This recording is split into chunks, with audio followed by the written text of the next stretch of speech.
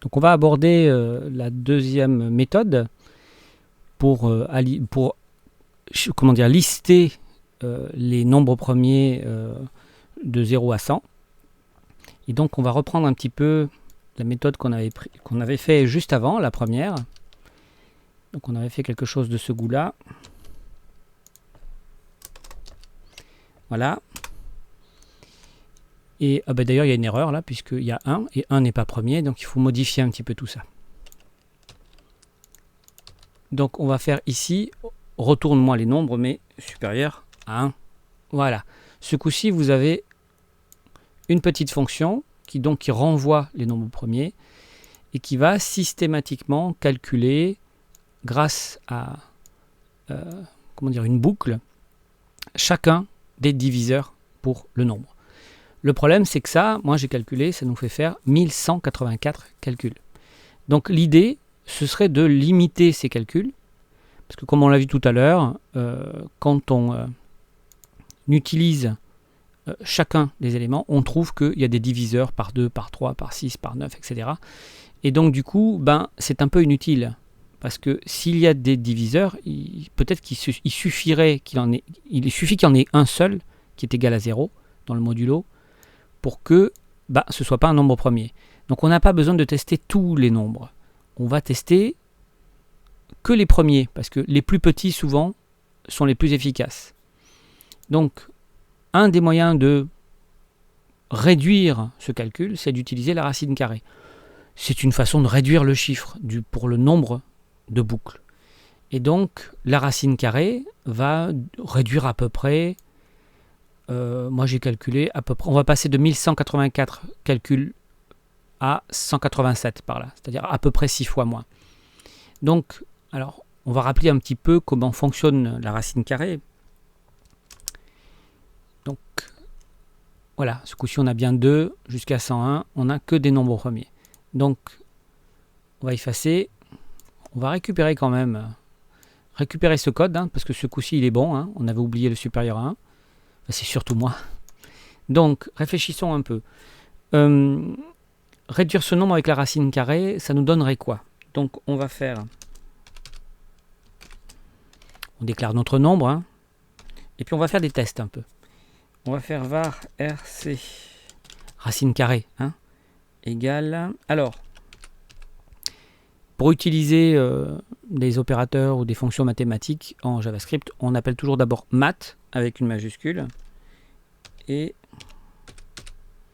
dans notre cas, on va appeler sqrt, c'est-à-dire square root, en anglais, c'est-à-dire carré racine, racine carrée. On va mettre notre nombre. Voilà. Et puis, on va regarder un petit peu comment ça marche. Donc, on va faire un console log sur rc, sur notre racine carrée, pour voir un peu ce que ça donne. Donc, par exemple, quand je fais une racine carrée de 17, c'est ce qu'on a fait ici, puisqu'on fait la racine carrée de nombre, on obtient 4 virgules et des brouettes. Ça veut dire que si on se sert de ça dans une boucle, on va travailler avec 4 en fait, parce que si on fait i inférieur à 4, virgule, vu que i ne s'incrémente que de 1 à chaque tour, de toute façon, ce sera inférieur à 4. Donc, regardons-nous concrètement ce que ça donne. Par exemple,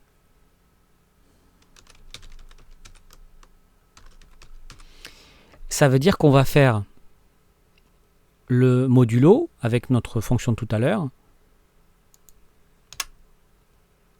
que jusqu'à 4. Donc on va faire un console log. On va en mettre 4. Vous allez comprendre. Donc là on a mis 17 comme nombre. Donc on fait nb modulo rc. Non, puisque je ne vais pas le voir, je ne suis pas dans une boucle. Donc on va faire 1. On va le faire à la main, c'est plus simple. 17 modulo 1, 17 modulo 2, c'est beaucoup plus clair comme ça. 17 modulo 3 et 17 modulo 4. Voilà. Donc qu'est-ce qu'on voit? C'est l'opération de la boucle de tout à l'heure qu'on va reprendre.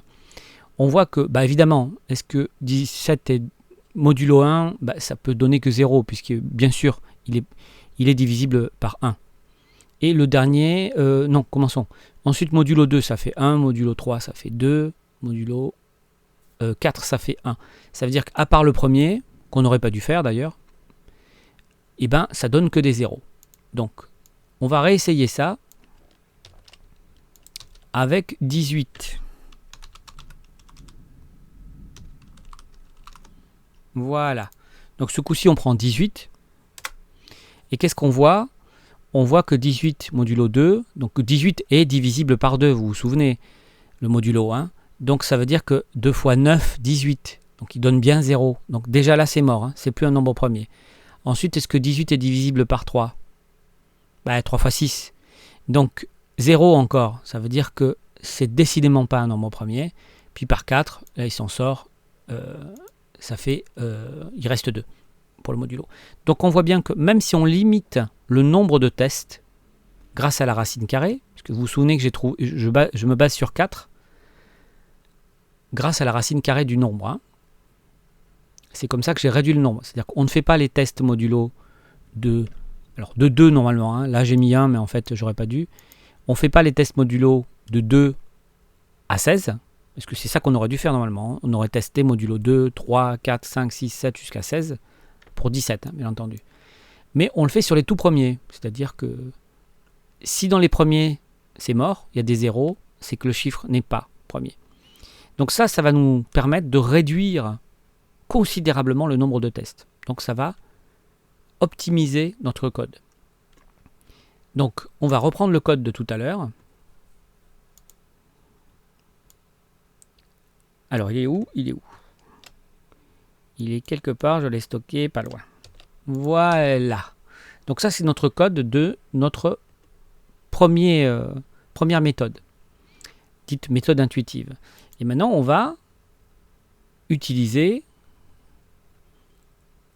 la racine carrée, tout simplement. Donc comment on va s'y prendre? Déjà, on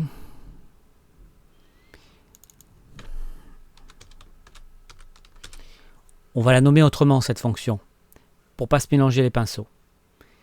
Voilà. Donc isPrime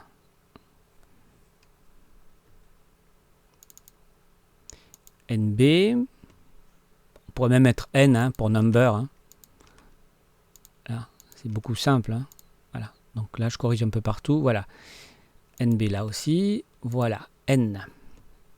Qu'est-ce qu'on pourrait corriger déjà? Alors déjà, ce qu'on pourrait faire par rapport à tout à l'heure, c'est que on pourrait d'emblée dire que, c'est-à-dire éjecter tout ce qui est inférieur à 2, c'est-à-dire 0 et 1.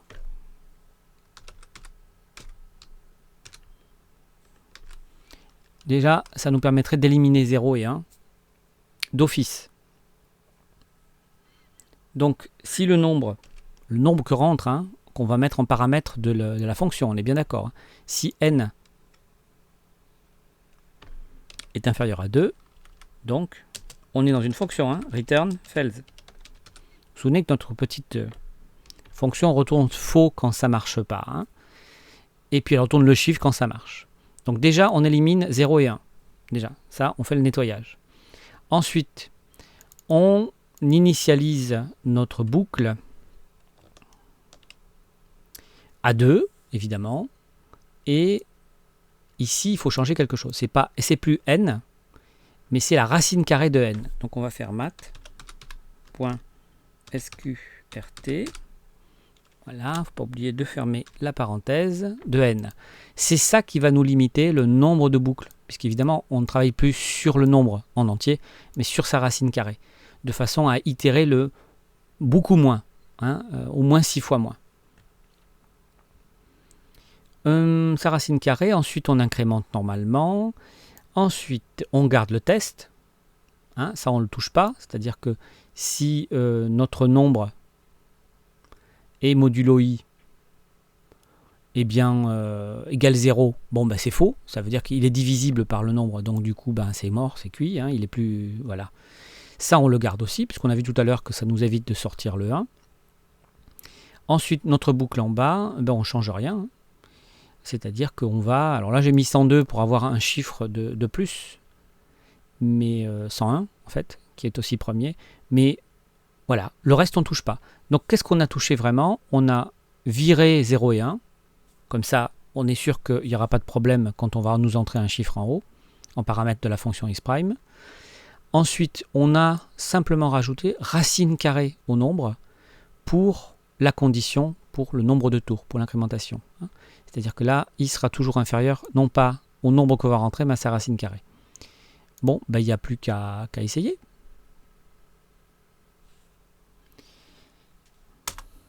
Alors, donc on commence bien à 2, on ne fait pas l'erreur qu'on avait fait sur la première. Et on a jusqu'à 101. Je vais rajouter 102 pour avoir le 101. Bon, petit clin d'œil.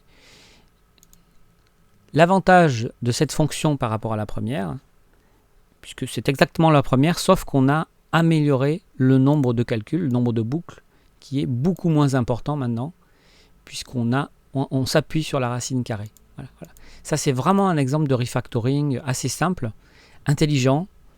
Moi, j'aime bien quand on travaille avec pertinence comme ça.